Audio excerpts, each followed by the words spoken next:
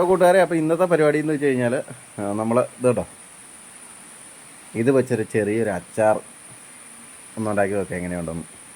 അപ്പം വീഡിയോയിലേക്ക് പോവാം. അതിനായിട്ട് നല്ല പഴുത്ത 4 നാരങ്ങ കേട്ടോ നമ്മൾ എടുത്തേക്കണേ, നല്ല മൂപ്പായതാണ്. അപ്പോൾ അതൊന്ന് നന്നായിട്ട് കഴുകിയെടുക്കുക. ഇതിപ്പോൾ നമ്മൾ നാരങ്ങ ചെറുതായിട്ട് കട്ട് ചെയ്യണം. ഇതിപ്പോൾ ഒറ്റ മുറി മുറിച്ചേക്കണം, ഇതല്ലാതെ ചെറിയ പീസായിട്ട് കട്ട് ചെയ്യണേ.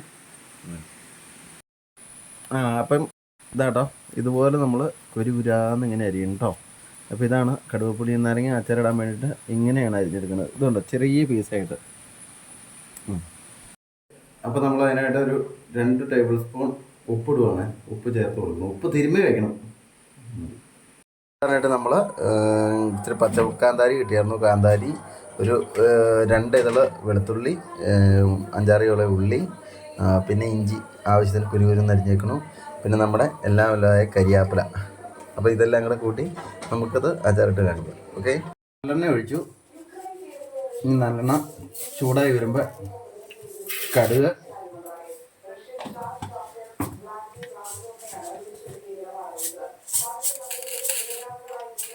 ഉലുവ. അപ്പോൾ ഉലുവയും കടലയും കടുകും കിടന്നിട്ട് പൊട്ടട്ടെ.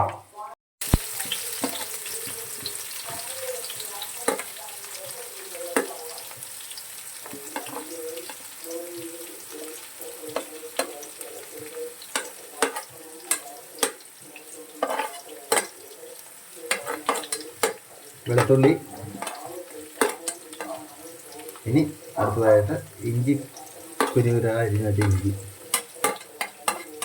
പച്ചമുളകും കൂടെ നമ്മളീ കൂടെ ഇട്ട് കൊടുക്കണം.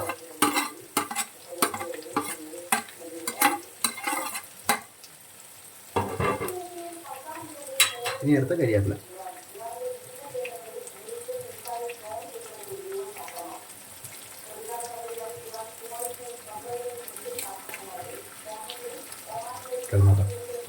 ഇനി ഇതാണോ, ഇനി ചുമലമുളക് കേട്ടു. ഇനി നമുക്ക് മിക്സ് ചെയ്ത് കൊടുക്കാം.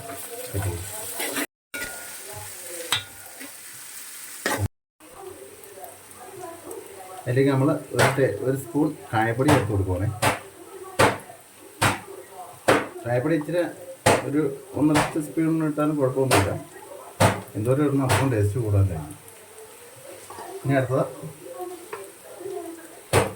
2 ടേബിൾ സ്പൂൺ മുളക് പൊടി.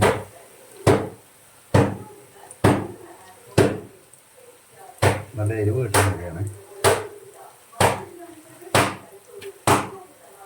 ഇനി ഒരു 2 ടേബിൾ സ്പൂൺ അച്ചാർപ്പൊടി.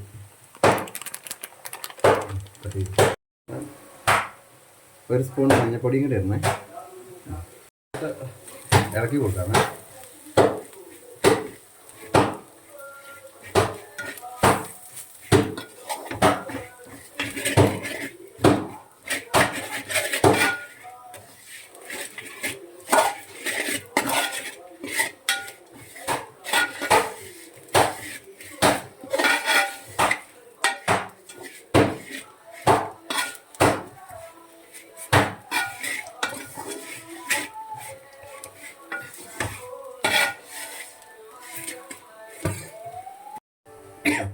നേരെ പിടിക്കും.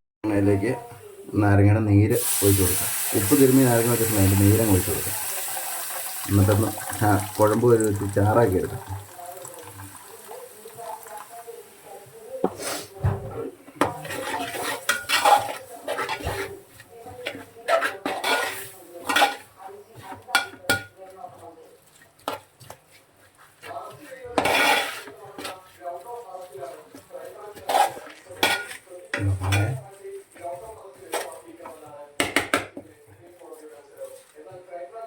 കുറച്ച് വിനാഗിരി ചേർത്ത് കൊടുക്കാം.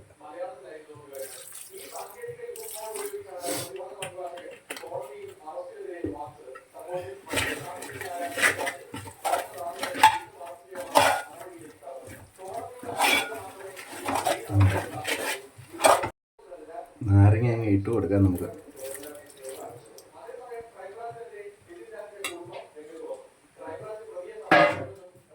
നടക്കട്ടെ.